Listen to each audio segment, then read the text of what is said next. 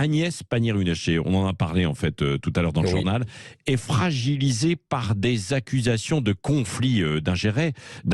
Il y a une enquête qui est ouverte par la Haute Autorité pour la transparence. Alors, la ministre de la Transition énergétique, elle dénonce des allégations fausses et calomnieuses en disant que tout ça est légal parce que c'est une société créée par son père, quoi. Quel est votre regard sur cette histoire, sur cette affaire ? Alors, il y a le timing d'abord de cette affaire qui tombe en plein pendant la COP 27 sur le climat où on attaque Disclose, ce site d'information, la ministre de la Transition écologique sur ce montage financier d'une société mise en place par son père pour ses enfants. Arjunem, plus d'1 million d'euros dans des paradis fiscaux dont certains sont liés à Perenco, une entreprise de pétrole, puisque le père d'Agnès Pannier-Runacher a fait fortune dans le pétrole.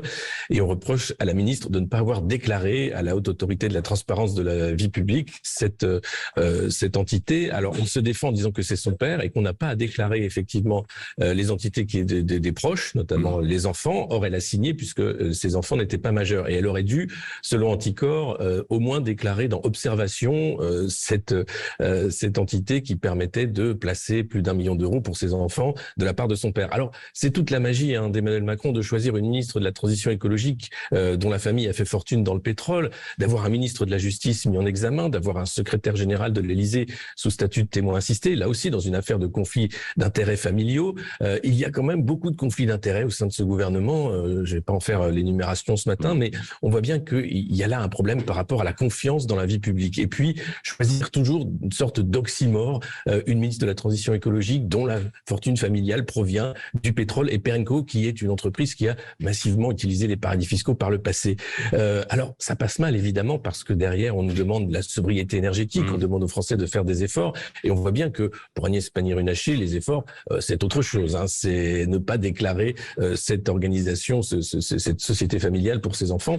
La question de la confiance est au cœur finalement de ces conflits d'intérêts. Peut-on avoir confiance en la parole publique ? Peut-on avoir confiance en des dirigeants qui continuent de maquiller, d'éviter de présenter bien leur fortune personnelle parce que c'est gênant. Alors on ne peut pas leur en vouloir d'être riche, ça arrive, mais la question c'est pourquoi ne pas l'avoir déclaré dans la case observation si elle n'avait rien à se reprocher. Et c'est vraiment cette question de la confiance qui pour moi est au cœur de ces débats de conflits d'intérêts. Et d'ailleurs Emmanuel Macron avait été élu la première fois sur une promesse, la République exemplaire, remettre de la confiance justement dans l'action publique. On voit que depuis 5 ans il n'en est rien et c'est exactement comme le monde d'avant avec conflit d'intérêts et dissimulation hypocrite à tous les étages. Bon, mais elle n'est pas non plus responsable de son père, ses activités. C'est ce qu'elle dit. Oui, non mais ça peut se comprendre, quoi, bien sûr. Et puis il y en a combien qui hier vivaient sur des activités qui étaient liées évidemment à. Ah mais attendez, on a connu le pire avec Jérôme Cahuzac, un ministre quand même de. Ah oui, ça c'était autre chose.